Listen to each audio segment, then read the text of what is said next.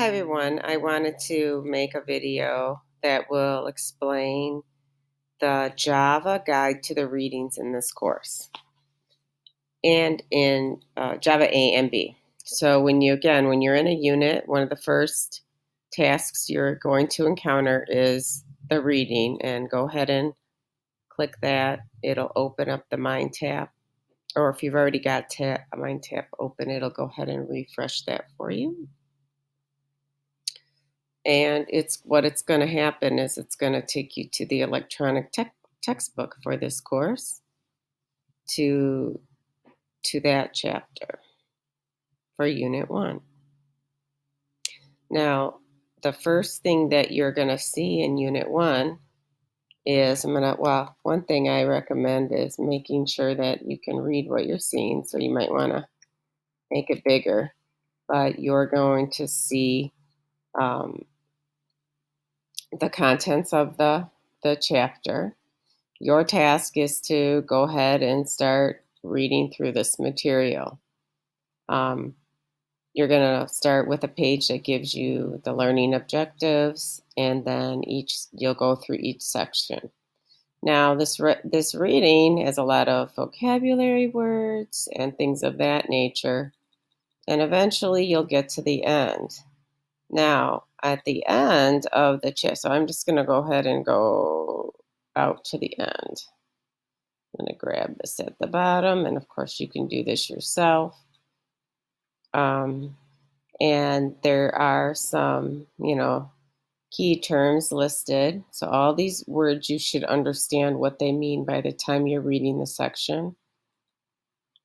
And there is a summary. And it's really important that you go through this, because if you read it and you don't know what it's talking about, you can circle back and review that information. Now, at the very, very end, you're going to encounter some review questions. You're going to encounter some exercises, and then you are going to also encounter some debugging exercises, game zone, and case studies problems.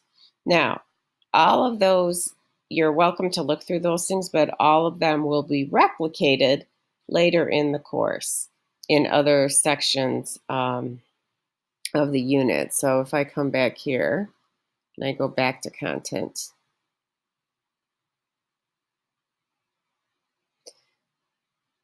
a lot of those things that I showed you at the end, those questions and coding assignments, are going to show up in coding exercises, coding snippets, the review, or in the case studies at the end. One other thing I wanted to show you, so let's go and get back to that, is that there's some really good tools over here on the right for you to use. This is a lot of information. You may want to take personal notes, and I highly recommend, or maybe you want to, cut chunks of code out of the text and paste them in a note section.